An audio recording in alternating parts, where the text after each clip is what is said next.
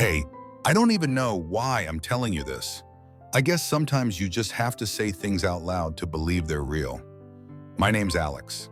I'm 22 years old. I live in a small but nice neighborhood just outside of Seattle. I work part-time in an auto shop while finishing my last year of college. My life is pretty normal, I guess. I've got good friends, a decent job, a mom who worries way too much, and a bunch of small dreams like traveling, owning a house one day, or maybe opening my own business. But there's one person that's anything but normal in my life. Her name is Claire. Claire is my mom's friend, not a childhood friend or someone from way back. They've only known each other for about 4 years. She's 46, just a few years younger than my mom. And honestly, I think that's what made it easier for me to see her differently. She started visiting our house when I was around 18. I remember the first time I saw her, she had this energy, this effortless confidence mixed with warmth. I couldn't stop looking at her. At first, I told myself I was just being stupid. I mean, how could I even think like that? She's my mom's friend. But over time, I realized it wasn't just a crush. I admired her. Everything about her, her sense of humor, her strength, her kindness, the way she handled everything life threw at her. Claire has been married 3 times. None of them worked out. She talks about it sometimes in this casual, almost joking way, like she doesn't want anyone to feel sorry for her. She can't have children. I know how much pain that must have caused her, but she never lets it show. She always says life's too short to drown in what ifs. That's just who she is. No matter how hard things got, she stayed positive, always trying to lift up everyone around her. And me, I just sat there and listened, completely hooked on every word. The way she talked about life, about her travels, about her mistakes and lessons, I admired her so much it scared me. I started to notice everything about her. The way her eyes lit up when she laughed, the small wrinkles around them when she smiled. The elegance in her movements, even when she was just making coffee in our kitchen. I fell for her hard. And no matter how hard I tried to convince myself that I shouldn't, I couldn't stop it. I knew I was in deep. I caught myself thinking about her at random moments, replaying conversations in my head, wondering what she was doing when she wasn't at our house. But I never said a word. I was terrified of ruining everything. I kept telling myself, you're just imagining things, Alex. She doesn't see you that way. Don't be an idiot. Then came the night that changed everything. Claire had come over to have dinner with my mom like she did every couple of weeks. They laughed and talked about work recipes, random gossip. I barely said a word. I just watched her quietly enjoying the way she filled the room with her energy. When it got late, she stood up to leave. My mom was busy cleaning up the kitchen, so I offered to walk Claire to the door. My heart was racing the whole time. I kept thinking, don't say anything. Just say goodnight and walk away. But when we got to the door, I couldn't stop myself. I don't even know where the courage came from. Maybe I was tired of pretending. Maybe I just couldn't take it anymore. I looked at her and said softly, you look beautiful tonight. For a split second, Claire froze. She stared at me, and I thought I completely screwed up. Then slowly she smiled. The kind of smile that feels like it's only meant for you. She leaned a little closer and whispered, you're braver than I thought. I didn't move. I didn't speak. I just stood there completely stunned. That one sentence felt like a doorway had opened. Was she teasing me? Did she know how I felt? Or was it just an innocent comment I didn't know, but I knew one thing. I wasn't imagining the connection anymore. That night I lay in bed staring at the ceiling, my mind racing. What did she mean? Was that her way of saying she noticed me too? Was this finally my chance? I knew I had to find out, and I knew the next move would be mine. I couldn't sleep that night. I kept replaying her words over and over again. You're braver than I thought. What did she mean? Was it just a playful comment, or had she really noticed me the way I had been noticing her for years? My heart and my brain were at war. For the next 2 days, I avoided even going into the kitchen when my mom was on the phone. I was scared she might mention Claire, and I wasn't ready to face it. I even started doubting myself, convincing myself I had imagined the whole thing. But I couldn't let it go. Something deep inside me said that moment had meant something, that maybe, just maybe, Claire had been waiting for me to finally speak up. I spent an entire evening typing out a message on my phone, deleting it, rewriting it, staring at the screen for hours. I knew I couldn't just ask her out directly. That would be too bold and too risky. If she rejected me, I would never be able to look her or my mom in the eye again. So I came up with a plan. I typed out a message that looked casual, like I had meant to send it to someone else. Hey, are you free for coffee sometime this week? I stared at the text for a long time, my thumb hovering over the send button. If she ignored it or said no, I could just play it off as a mistake. But if she said yes, finally, with my heart pounding, I sent it. I watched the screen like a madman. The seconds felt like hours. 10 minutes passed.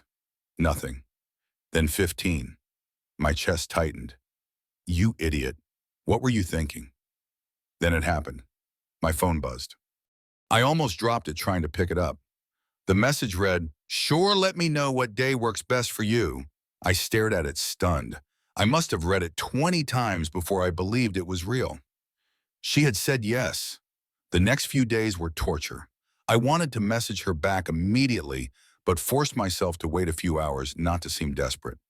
We agreed to meet on a Saturday afternoon in a small coffee shop 2 towns over somewhere no one from our neighborhood would recognize us. Saturday came and I showed up early. I sat by the window nervously tapping my fingers against my coffee cup, watching every car that pulled into the lot. I had no idea what to expect. I kept thinking, what if she changes her mind? What if this was all a big mistake? But then I saw her. Claire stepped out of her car wearing jeans and a simple blouse. She looked so effortlessly beautiful like always. She walked in, spotted me immediately, and smiled. That same warm, knowing smile that had haunted my dreams all week. She sat down across from me, casually brushing her hair behind her ear. "I was wondering if you'd go through with it," she teased. I smiled nervously, my palms sweating. "I wasn't sure if you'd even show up." She looked straight into my eyes. "Oh, I knew I would. I just wanted to see if you were really going to ask me."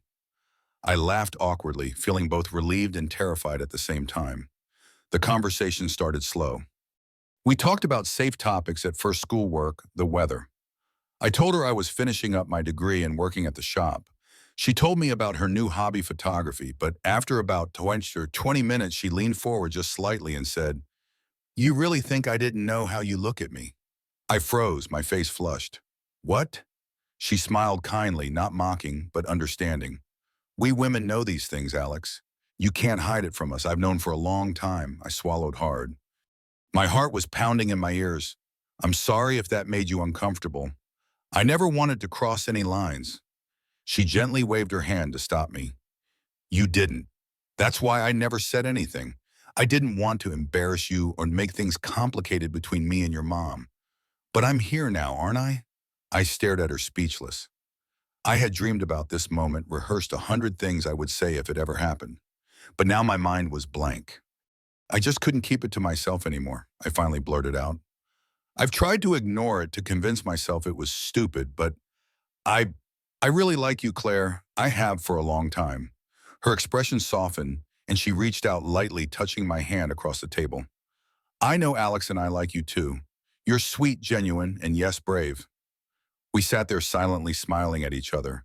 For the first time in years, the tension between us had melted away. It was no longer an unsaid, impossible secret. It was real. As we walked out of the coffee shop, she stopped and looked at me seriously. "I'm not promising anything. We're in uncharted territory here, and we have to be careful, but I'm willing to see where this goes if you are." I nodded without hesitation. "I am," she smiled. "Good. Then let's just take it one day at a time." That walk back to my car felt lighter than air. For the first time, I allowed myself to believe that something real could happen between us. I knew there would be challenges, questions, and risks, but I didn't care. I was finally in the place I wanted to be for so long by her side. The next few days after our coffee meeting were the longest of my life. I couldn't focus on anything. My classes, my job, even my friends. My mind kept drifting back to Claire, the way she smiled at me across that tiny table. The way her fingers brushed mine so casually yet so deliberately. I kept questioning if it was all real or just a beautiful dream I didn't want to wake up from. I didn't want to push her, didn't want to scare her away, but I also didn't want to lose the chance that had taken me 4 years to get. I kept replaying her words in my head. We have to be careful, but I'm willing to see where this goes. So I waited 2 days, 3 days. On the fourth day I broke. I sent her a message. Simple. Hi, I hope you're having a good day. I was wondering if you'd like to meet up again. No pressure, just coffee or even just a walk. The reply came 15 minutes later. How about a walk tomorrow afternoon? There's a park I love about 20 minutes outside town. No one ever goes there. I smiled so hard my face hurt. The next afternoon I arrived at the park early. It was tucked behind some old trees and a small lake, quiet, peaceful, almost too perfect to be real. I stood by the water nervously bouncing my knee until I heard her car door close. I turned and there she was walking toward me, in jeans, a light jacket, and that familiar warm smile. We started walking side by side, not talking at first. It was a comfortable silence. I stole glances at her when I thought she wasn't looking. Eventually she broke the silence. I almost didn't come, she admitted softly. Why, I asked? Because this is complicated, Alex. I'm not just some woman you met at a bar. I'm your mom's friend. There's a lot at stake. I stopped walking and gently took her hand. She stiffened for just a moment, then relaxed. Claire, I know. I've thought about that 1,000 times. I'm not stupid. I know this is risky, and I know people might not understand, but I also know how I feel about you, and I think you feel something too, or you wouldn't be here. She sighed and squeezed my hand. You're right. I wouldn't. We continued walking. I asked her about her photography. She told me about her recent trip to the coast and how she loved photographing the waves crashing against the cliffs. I told her about school, about how I was thinking of switching majors, but didn't know what I wanted yet. It felt so natural, so easy. At one point, we stopped to sit on a bench by the water. The sun was setting, casting a golden glow over the lake. Claire looked out over the water, deep in thought. You know, she said, you've grown up so much. When I first met you, you were this shy kid barely out of high school. I never thought I'd be sitting here like this with you. I'm glad you are, I said without thinking. She smiled and shook her head. You really are brave, Alex. There it was again, brave. That word had somehow become our private signal. We sat there for what felt like hours. Eventually she stood up and brushed off her jeans. I should go. I stood too, not wanting the moment to end. Claire, I hesitated. Can I see you again? She looked at me for a long time before answering. Yes, but on one condition. We keep this just between us. No one can know, not yet. I understand. She leaned in, then close enough that I could smell the faint hint of her perfume and whispered, Good. I like having something that's just ours. I walked her back to her car, my heart racing the entire time. She turned before getting in and smiled. Text me tomorrow. I watched her drive away, feeling like I was floating. I knew what we were doing was risky, dangerous even, but I didn't care. All I knew was that I wanted to see her again. Over the next couple of weeks, our meetings became more frequent. We'd meet in random places, a small bookstore, downtown, a quiet hiking trail, even a drive to the mountains where we sat in her car and talked for hours. Every time we said goodbye, I wanted to ask if I could kiss her, but I didn't. I was afraid to break the fragile balance we had. One night as I walked her to her car after dinner, she stopped me. Alex, yeah. She looked at me under the soft glow of the streetlight. I know what you want to ask. I froze. What? She smiled. You want to kiss me? I swallowed hard. Yes. She stepped closer, her voice soft but steady. Not yet. Soon. I promise. I nodded even though my heart was pounding. Okay. She gently ran her fingers along my jawline just for a second. You're braver than I thought. With that, she got in her car and drove off, leaving me standing there stunned and breathless. I knew then that whatever this was between us, it was real. It was happening, and I would do whatever it took to protect it. The weeks that followed were the most surreal of my life. Claire and I had slipped into an unspoken rhythm. Text wedged late at night, short phone calls, when we knew my mom wouldn't be around, and spontaneous plans to meet anywhere we wouldn't be recognized. I lived for those moments. I'd be sitting in class or working on a car at the shop and my phone would buzz. Are you free tonight or meet me at our spot? My heart would instantly race. I'd drop everything just to see her smile again, hear her laugh, feel that spark that only she could set off in me. One Friday evening, Claire suggested something different. Let's get out of town for the night, she tested. I know a little coastal motel. Quiet, no one will know us there. I stared at the message, barely able to breathe. It felt like a line was about to be crossed, but I knew I was ready. I typed back, "Tell me where, I'll be there." I drove 2 hours along winding coastal roads, my palms sweaty the entire way. The small motel sat on a bluff overlooking the ocean. It wasn't fancy, but it was private and perfect. I parked and sat in the car trying to calm my nerves. When I finally stepped out, Claire was already there, leaning against her car in jeans and a soft black sweater, hair blowing gently in the breeze. She smiled warmly. "You made it." I nodded, too stunned to speak. We walked together to check in. The lady at the desk didn't even glance up as she handed us the keys. It felt like the universe had given us permission to exist here, if only for a night. The room was small but cozy.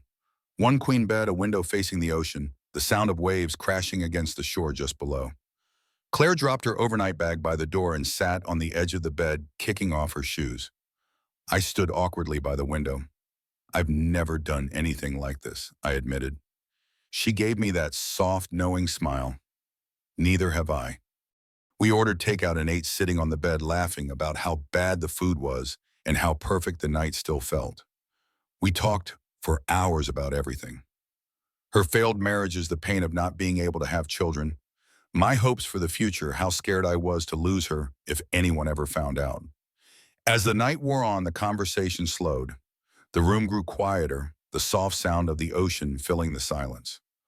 Claire set her drink on the nightstand and looked at me seriously. "Alex," she said softly, "I want you to know something. I've been through a lot in my life. I've loved and been hurt, and I've lost more than I ever thought I could bear. I don't want anything heavy or complicated right now. I just want to enjoy whatever this is between us, however long it lasts." I nodded, completely understanding. "I'm not asking for promises, Claire. I just want to be with you, even if it's just for now."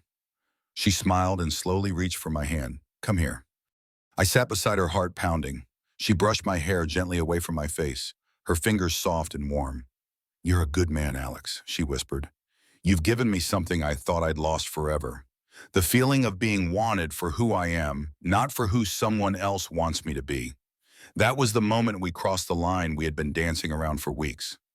We kissed, soft, at first tentative, but then deeper, as weeks of tension and longing melted away into the sound of waves outside our window. I won't tell you what happened after that. Some things belong to the people who live them. All I can say is that it wasn't about lust or rebellion. It was about connection, comfort, and something that felt achingly real and right in a world that would never understand. The next morning, we woke up tangled together under soft white sheets. The sunlight filtered through the thin curtains, casting golden patterns across her bare shoulder. I just stared at her, committing every detail to memory, afraid this might be the last time I'd have something so perfect. But when she opened her eyes and smiled at me, I knew it wouldn't be. We checked out early, barely speaking, both knowing we were stepping back into reality. Before we got into our separate cars, she pulled me into a tight embrace. "This doesn't change anything," she whispered. "We still have to be careful. No one can know, Alex. I can't have your mother or anyone else find out. I'm not ready for that." "Are you okay with that?" I held her tighter. "I'm more than okay. I'll keep our secret, whatever it takes." She kissed me gently on the cheek and smiled. "Good. Then we keep this ours." As I watched her drive away down the coastal road, I knew that I didn't know where this would lead. There were no labels, no guarantees, no expectations. But I also knew I had never been happier. The drive home from the coast was long and silent. I didn't turn on the radio. I didn't call anyone. I just drove, staring at the winding road ahead. The sound of the tires on the asphalt and the image of Claire's soft smile burned into my mind. I knew life was about to get even more complicated. We had crossed a line we couldn't uncross. And while I didn't regret a single second of it, I knew we couldn't live in that perfect little bubble forever. Reality was waiting for us back home. The next few days, we kept our distance. It wasn't planned. Neither of us said anything. It just happened. We texted a little simple things like, "Hope you're having a good day. I miss you. Be safe." But we both knew we needed space to process what had just happened. I caught myself wondering how things would be when I saw her again. Would it be awkward? Would she regret it? Would she pull away? Then about a week later, I got a message. Are you free tonight? Can we talk? I drove to her house after dark. My heart was racing the whole time. When I pulled into her driveway, the porch light was off. The house was quiet. I texted her and the door opened almost instantly. Claire stood there in simple lounge clothes, her hair tied up, no makeup. She had never looked more beautiful. Come in, she said softly. I stepped inside and we walked to the kitchen. She handed me a glass of water and leaned against the counter. Arms folded, eyes serious but soft. We need to talk, Alex. I nodded. I know. She took a deep breath. I don't regret what happened. Not for a second. But we can't let this get out of control. If anyone finds out your mom, my friends, the people in this town, it won't be good for either of us. They won't understand. They'll twist it into something ugly, and I don't want that for you or me. I get it, I said quietly. I've been thinking about it too. She walked closer and took my hands in hers. I want to keep seeing you. I want this, Alex, but only if you're okay with keeping it between us. No public dates, no slipping up, no telling friends or family. I know it's a big ask, but I have to protect my life, my privacy, and you. I looked her straight in the eyes and said the only thing I knew to be true. I don't care about labels. I don't care if no one else knows. I just want to be with you, even if it means keeping it a secret. She smiled that same soft, grateful smile I've fallen in love with. You're braver than I thought. We both laughed quietly, knowing how those words had started everything. That night, we didn't cross any lines. We sat on her couch side by side, just talking about her failed marriages, about my hopes after college, about books, movies, childhood memories. It was simple. It was enough. Over the next few months, we became masters of our secret. We met in out-of-town diners, parks where no one we knew ever went, or at her house late at night when my mom was working late shifts. We never stayed long, always careful, always cautious. Sometimes we'd just sit in her car parked near the beach, watching the waves and holding hands. Sometimes we'd go for long walks under the stars, talking about everything and nothing. There were moments I wanted to shout to the world how I felt about her. There were times I hated sneaking around, hated pretending like I didn't know her when she was at our house visiting my mom. But every time I started to doubt, Claire would look at me, squeeze my hand, and remind me, this is ours. No one can take it from us. We never made any long-term plans. We never talked about the future. We both knew that what we had was fragile like glass, beautiful, precious, but easily broken if we weren't careful. I remember one night after we'd spent a quiet evening driving through the countryside, I pulled over and turned off the engine. The car sat in complete darkness except for the soft moonlight through the windshield. I turned to her and said, "Do you think this will last?" She stared out at the fields for a long time before answering. "I don't know. I've stopped thinking in forever, Alex. I've learned that life never gives you what you plan for. All I know is I'm happy right now. Are you?" I smiled. "Yeah, I am." "Then let's just be in this moment. That's all that matters." So that's what we did. We stayed in the moment. No expectations, no guarantees, just two people who had somehow found something real in the most unlikely way. To this day, no one knows. Not my mom, not my friends, not our coworkers, only us. We still don't know what the future holds. Maybe one day we'll go public. Maybe we won't. Maybe this will last years, or maybe we'll quietly end the way it quietly began. But I don't think about that anymore. I've learned from her to appreciate the now. And every time I see her, every time we share a secret glance, every time she brushes her fingers against mine when no one's looking, I remember that very first moment at the door when she smiled and whispered, "You're braver than I thought." Alex and Claire's story teaches us that true bravery lies in embracing our authentic feelings, even when the world might not understand. At 22, Alex, a college student with a quiet life, harbored a deep admiration for Claire, his mom's vibrant 46-year-old friend. Despite the age gap and social risks, his bold compliment, "You look beautiful tonight," unlocked a connection that grew into a secret, heartfelt bond. Their stolen moments, from coastal getaways to late-night talks, show that love and connection don't need society's approval to be real. Alex's courage to confess his feelings and Claire's willingness to explore something unconventional remind us to listen to our hearts even when fear or judgment looms. Their story isn't about defying norms for rebellion's sake, but about cherishing what feels true in the moment. In a world quick to label and divide, Alex and Claire urge us to take risks for the connections that make us feel alive, to value the now over the what-ifs. Life's most precious moments often come when we dare to be vulnerable, trusting that authenticity will light the way. What did Alex and Claire's story teach you about courage or love? Share your thoughts in the comments. I'm eager to hear them. If this story moved you, please subscribe and join our community for more stories that inspire and connect.